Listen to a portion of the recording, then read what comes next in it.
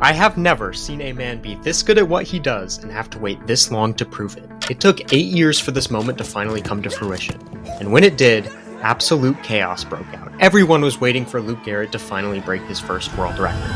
But something's off here, because Luke Garrett should not exist. He wasn't supposed to do this because the way he plays the game is fundamentally impossible and no one's realizing it. The Rubik's Cube world record with 2 hands has always been what defines the title of best cuber alive. Yihang Wang is considered the best in the world right now because he holds it. In fact, he's broken it 7 times in a row. But somehow, this world record in one-handed just moved Luke into a realm I don't think anyone will ever reach again. The World Cube Association has a total of 17 official events, ranging from the classic 3x3 Rubik's Cube, to the Pyraminx, to solving a 5x5 blindfold. And for the entirety of the sport's history, there has only been one way to make an accurate guess at who the true best in the world is. And it hasn't been made very public at all. In fact, it isn't even listed anywhere officially. Sum of Ranks combines a competitor's world ranking for all 17 events together for an SOR score. The lower your rankings, the lower your score, the better. And on January 11th, after 7 years, light was finally shed on the stat when Luke took first place with a score of 1389, dethroning Martin Vidalé Egdahl, who had held the number 1 spot since 2018. This has always been the only way to measure overall greatness in cubing, but it comes nowhere near showing just how much of an anomaly Luke truly is, because the way in which he took the spot for best cuber in the world has never been seen before, and will probably never be seen again. You see, if we actually look at the top 10 for the SOR rankings, Luke's best events are very, very different from everyone else's who ranks highly. To be number 1 in the world for Sum of Ranks like Luke is, you need a strategy. This means choosing which events you're going to get extremely good at, and which ones it's okay to be just alright at. This is why most high-ranking cubers you'll see on this list are really good blind solvers, or those who main side events. Less competition in an event means more opportunity for a high ranking. What's weird about Luke is that he is the single biggest contradiction to this rule we've ever seen.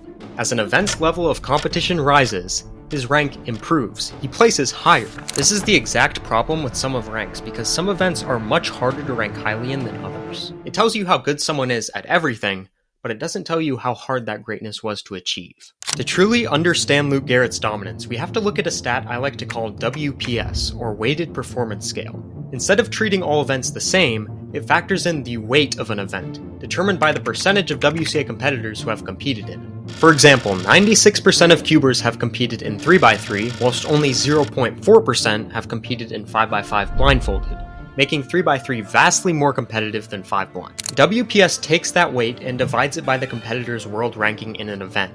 Add up all 17 events, and we get a WPS score for any competitor that has competed in everything.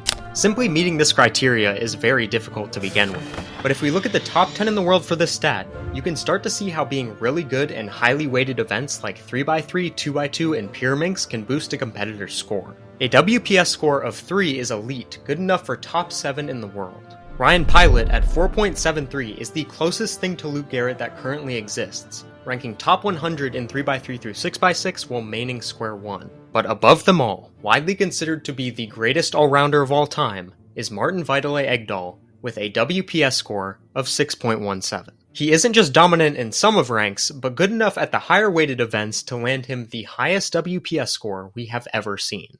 But oh yeah, I forgot one. Far above everyone else, more than doubling second place's score, is Luke Garrett with a WPS score of 13.19. This is where Luke completely breaks the system with a world rank of 7 in 3x3, the highest weighted event, 16 in 2x2, the second highest weighted, and of course, his one-handed world record that was faster than his two-handed average done just hours prior. He achieved the single highest WPS score we have ever seen. No one even comes remotely close. The number 1 in the world for Sum of Ranks has never matched this level of performance in highly weighted events because it was never even seen as remotely feasible. This specific skill set has never been seen to any extent at the top of the rankings. Why choose to master the hardest, most stacked events when it's easier, though still incredibly difficult, to dominate the ones with less competition? Leading up to this moment, Luke's best event was always the most competitive one. It's the main event, the Rubik's Cube, the one that the most amount of people care about. I mean, 96% of everyone who's ever competed, to be exact. Every single cuber's skill level is highly measured by their 3x3 results. It might even outweigh the others more than WPS gives it credit for. And it's exactly why all-rounders are often overlooked. They thrive in niche events, but but Luke thrives in the most popular ones. But is it possible to be too good at everything? For the longest time, that seemed like Luke's curse, that he would never reach his full potential in any single event, because the better you get at one event, the worse you get at others, and Luke excelled at everything. But somehow, in the midst of becoming the best all-rounder in the world, he also became the world record holder in a top 5 weighted event.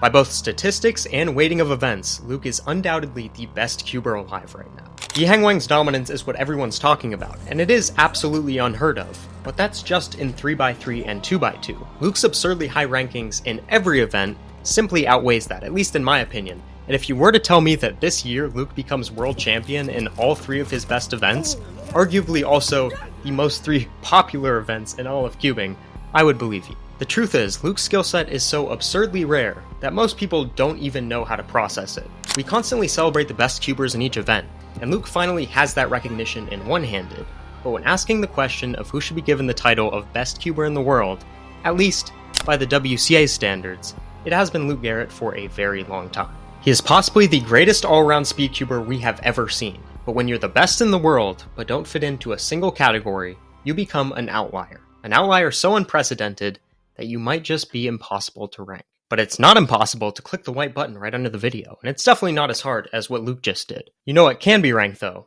is you compared to a 6-year-old. And you are worse than the 6-year-old in every single metric, just in case you forgot. But yeah, besides that, that's about it. See ya.